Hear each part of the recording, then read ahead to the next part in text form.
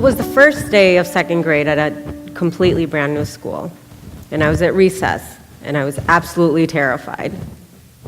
I was walking around the playground pretending I had some business being there. And after about a long 10 minutes or so, another second grader came up to me and she said, "Hey, you want to play catch?" I was like, "Yes." So we started tossing the ball back and forth, and then a few minutes more, she said, "Want to be best friends?" I was like, "Absolutely." It was like a second grader's version of winning the lottery. And we really did become very good friends, best friends, in fact. And we spent a lot of time together, went to each other's homes. And we would do silly things like make up different games. We'd take books and we'd replace some of the words into silly words like booger or armpit, or read the sentences out loud, and we'd like run around the living room just holding our sides, cracking up. But there was this one day when we were doing our nerdy little Mad Libs thing, and afterwards she came and she sat really close to me, and almost in a whisper she said, "I have a secret." And I said, "A secret? Well, what is it?" I'm 7, so nobody's telling me secrets. I was pretty pumped.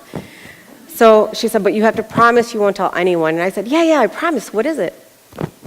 She said, "I'm Jewish." And I was like, "What? You're Jewish?" I had no idea what Jewish meant. I came from a very Indian immigrant family, and everything we did was very Indian, very immigrant. The people we spent time with, the food we ate, the way we worshiped. So I had no clue of what it meant to be Jewish, but I feigned my shock because, well, it was a secret, so I had to respect that. And she said again, she said, "Please, like, don't tell anyone. You have to promise." I said, "Yeah, I promise, but why?" She said, "Well, my mom said people hate Jews, and if they find out, they might try to kill me." And I'll never forget the fear in her eyes when she said that. And over the years, I've seen it time and time again in friends and family and patients, within myself. And people are so perplexed right now. They're like, how can it be that our society is so hateful, that we're so emboldened to hate, to separate people, to send people back to their own country, to separate people because of their religious views or sexuality? But the thing is that hate doesn't just dissipate, right? Despite having a 2-term black president, which makes things even more confusing for many, it's an insidious thing. And people say, well, how do I go about making things better? What do I say? How do I say it? What do I do? And when people ask me that, it often reminds me of how people approach me. And usually, I think they come from a really good place, a sensitive place, but they say, "What are you?" As though I'm like a creature, a bug or something. And I'm kind of sassy, and I know what they're asking, but I say, "Oh, well, I'm a mom, and I want to be guitar legend," and they're like, no, but like, "What race are you?" I'm like, "Oh, I'm Indian." And they're like, "Oh, well, that makes sense." And the most one-dimensional response that I could possibly give them makes them happy. But most times I strike up more conversation, and at least it's just a start, right? Well, other people say, "Oh, I don't ask that question. I'm colorblind. I don't see color. I don't see difference." The thing with being colorblind, though, is that it's not actually a thing.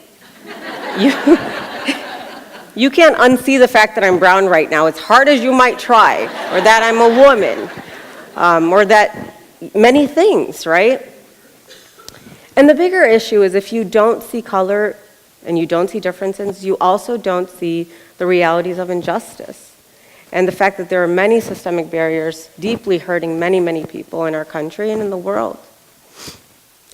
And people who are colorblind are missing a lot of things in terms of how systemic barriers work, and instead of addressing issues relating to housing or employment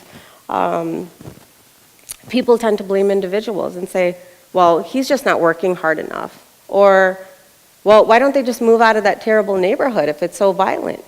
As though the solution is that easy, right? There are also many people who say, no, I'm not colorblind. I see what's going on, especially right now. It's blatant. People are hateful. People are mistreating people for just about any trait that falls outside of this narrow definition of mainstream American society. But I just feel hopeless. I'm not sure what to do. I'm not sure where to go from here. I've tweeted, I've retweeted, I've posted, I've reposted, I've had heated Facebook arguments. I've put that sign in front of my house, hate has no home here, even in the backyard, just in case. And things just aren't changing. And there really is this sense that it's just insurmountable, that there's just so much hate right now. And our whole paradigm of our country improving has just really changed for many people.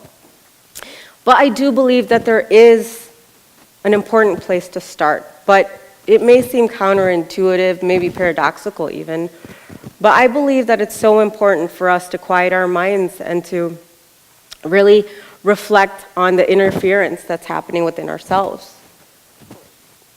For instance, privilege. How does privilege function within us?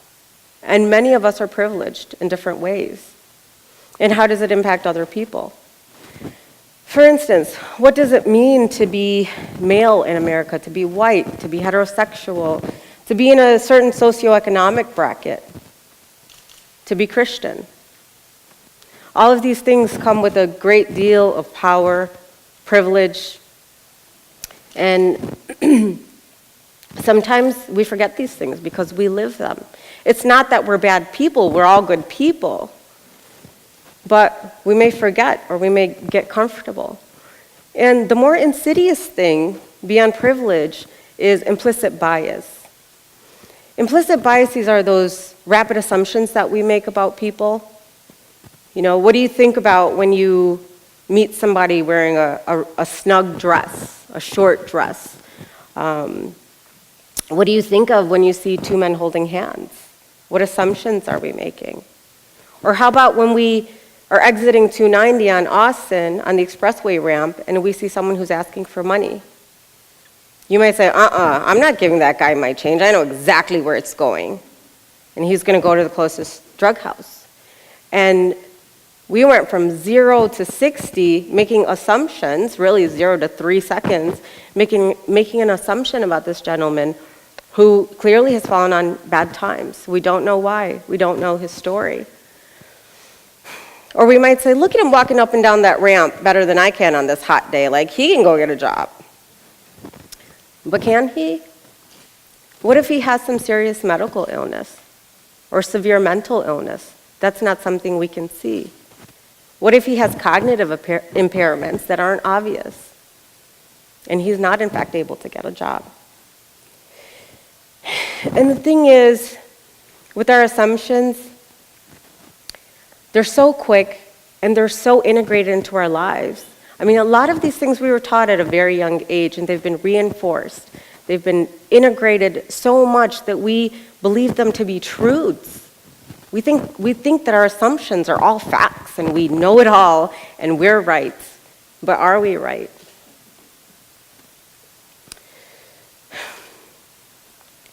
You know, the beauty of reflecting, which is a really, really difficult thing to do, and you're saying you're asking a lot right now for me to do all of this at the same time, but the beauty of it is that when we face our assumptions and take a really good look, we're also able to hear others' assumptions, others' biases, and others' very opposing views, which is really, really difficult to do. I know, especially now when we're hurt and we're enraged and confused by how hateful people can be.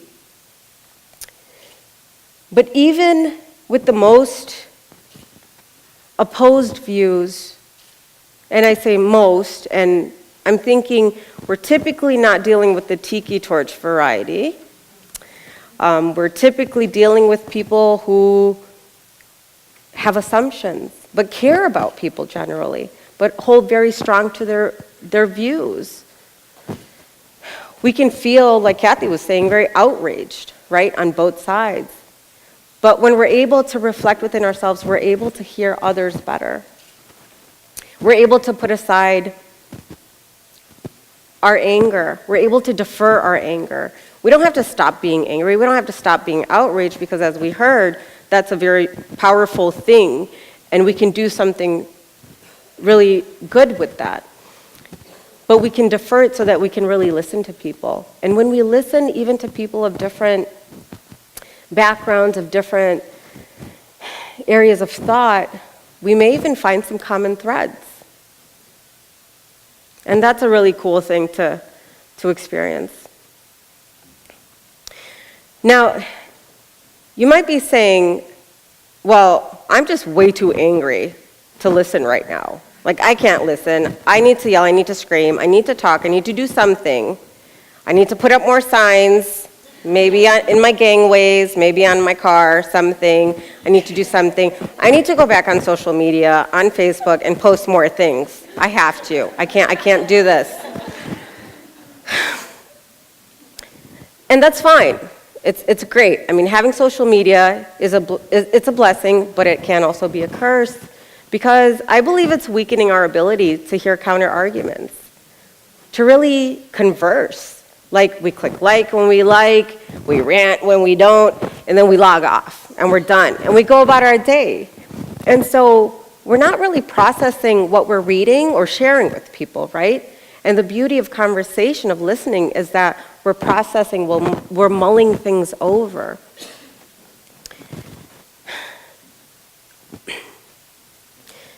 You know, the thing, as a psychologist, such a powerful thing that I have the opportunity to see is the relationship with my clients. You know, they open up, they talk about their deepest wounds, and I feel that it's a blessing for me to be able to sit with them, with their pain, with their hurt.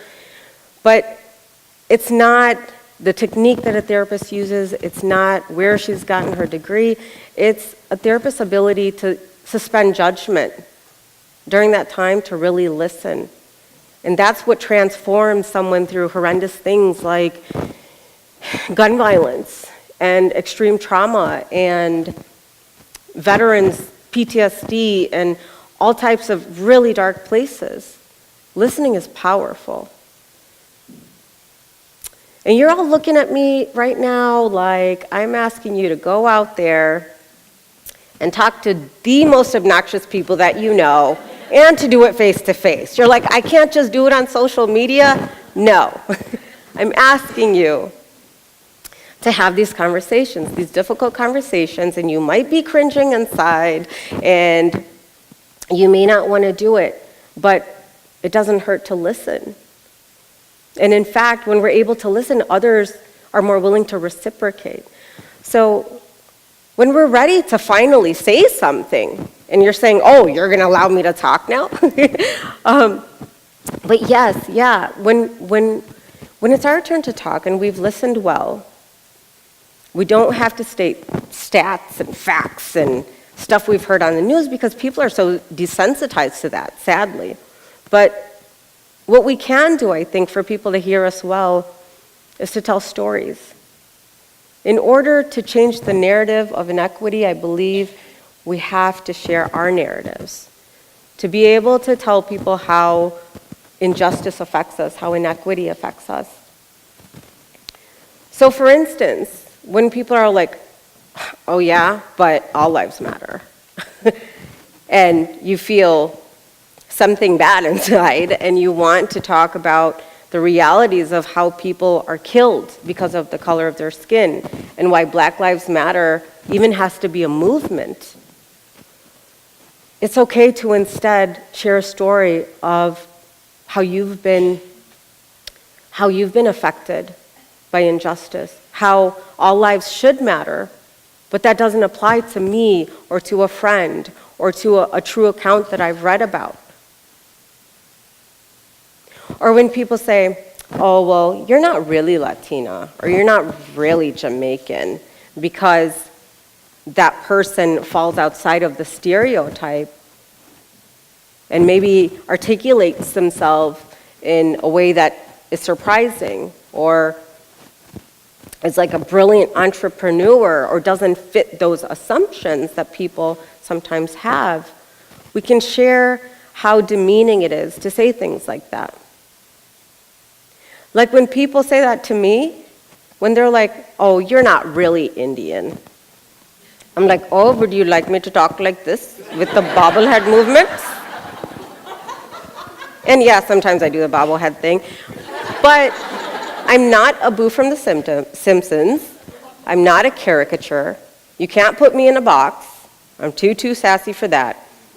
And none of us can be put in boxes. None of us can be defined by some one-dimensional description. Now, Alex Kotlowitz is an author, a journalist, and an Oak Park resident, actually, who wrote the book, There Are No Children Here. It was published in 1992. And what he did so beautifully was took the question of, what are you?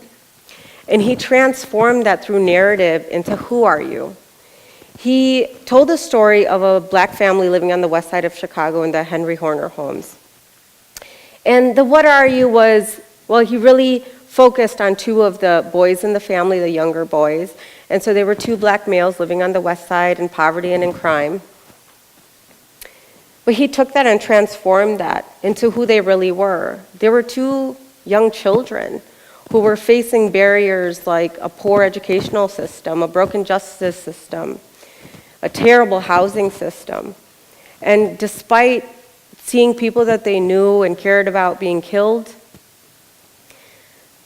they would say, well, if I make it to my next birthday, these are my visions, these are my dreams.